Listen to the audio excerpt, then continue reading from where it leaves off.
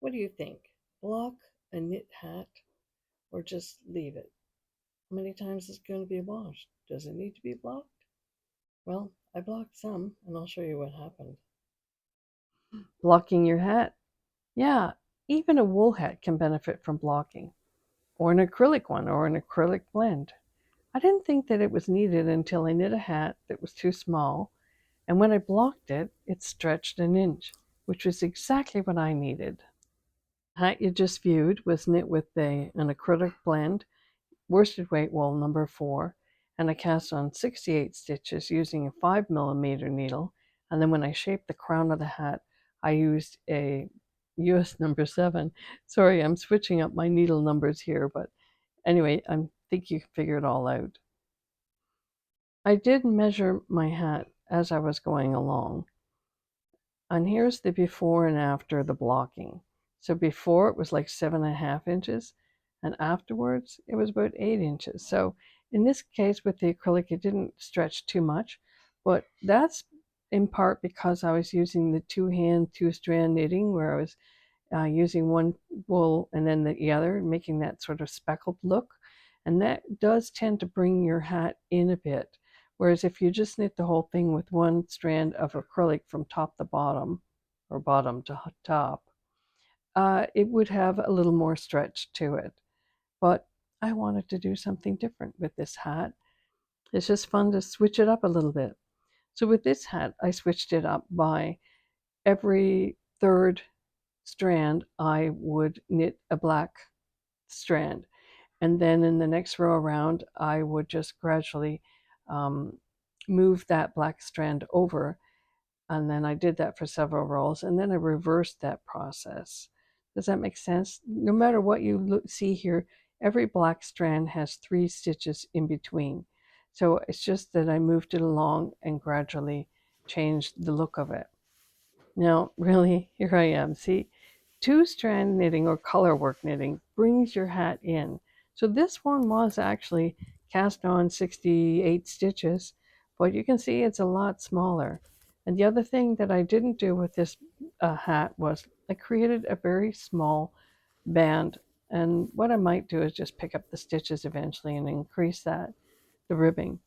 This is what the hat looks like on the inside, and you learn to carry over your stitches. When you're doing color work, you carry over your stitches every third stitch and just twist it around. Here's one I'm working on, and again, it's that two-hand, two-strand knitting, and it gives that sort of speckled look. I don't know if there's an actual official name for this kind of knitting, but it's something that I learned from ladies in Newfoundland, which is Canada's most easterly province. I lived there for about 10 years. I learned a lot of stuff. You're looking at the inside of that speckled looking gold and red hat. So blocking helps fibers relax your knitting stitches. So, every stitch isn't exactly the same. The tension can vary a little bit, but when you block it, it brings all those stitches together, usually in a nice, smooth fashion. So I've gotten into blocking hats now, some of them, mittens, sometimes, especially if I've knit the mitten and then realize it's a little bit tight. And one lady at a market, she commented that my hands were small and her hands were larger, and the mitten would never fit her. I should have suggested blocking it, but then she'd have to buy it and do it. Anyway, it's okay. So even acrylic, as you've noticed, can be shaped with blocking. So I'll show you my method of blocking and explain that. There's lots of different methods, but this is the one I use. It's just kind of simple. So I have a little wash basin that I use, and I just put some lukewarm water in here, not really hot. Sometimes I put a little dash of Downy in because there was a knitter I watched her videos, and she suggested doing that it softens up some of the wool, especially if it tends to be a little bit scratchy. So I give it a good soaking. You can see that the fibers change color as the water really soaks in. So I do that, and then I'll roll it and pull it out and just give it a gentle squeeze. You don't want to twist it hard or anything. Just like squeeze that water out of there. And then after that, it might be a little bit drippy, but that's fine. I actually have a towel set up over in my, our den, I guess we call it. It tends to be our overflow room where we don't know where to put stuff. Anyway, so I have a towel on a couch, and it's the towel's doubled up so it can absorb the moisture, and it will usually dry. Sorry about my finger there. It will usually dry overnight.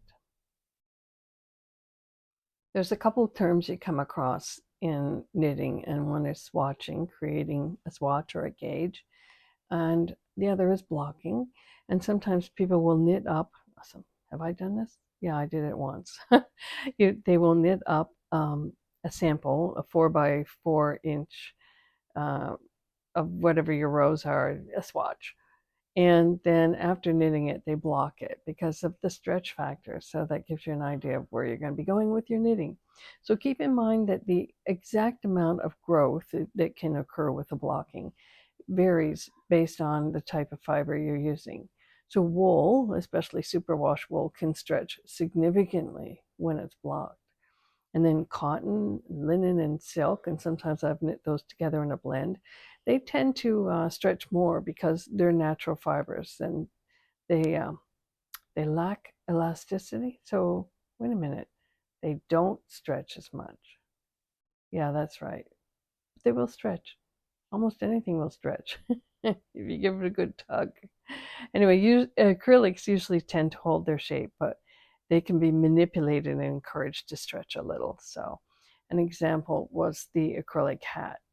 So 7 inches before blocking, and then it increased to 8 inches. So basically it increased at least, let's see, that would be 2 inches, and all, so, sorry, my tongue, where is it today, circumference wise. So um, and you know what? Blocking might seem like an unnecessary task, or, do I really have to do this? But it's going to be important the first time you block a sweater, for example, because it's going to grow. So you want to know how much it's going to grow. So to block or not to block, that is the question. Whether it's nobler to leave it alone or not. Anyways, cheers. Happy knitting, everybody, and Merry Christmas to you.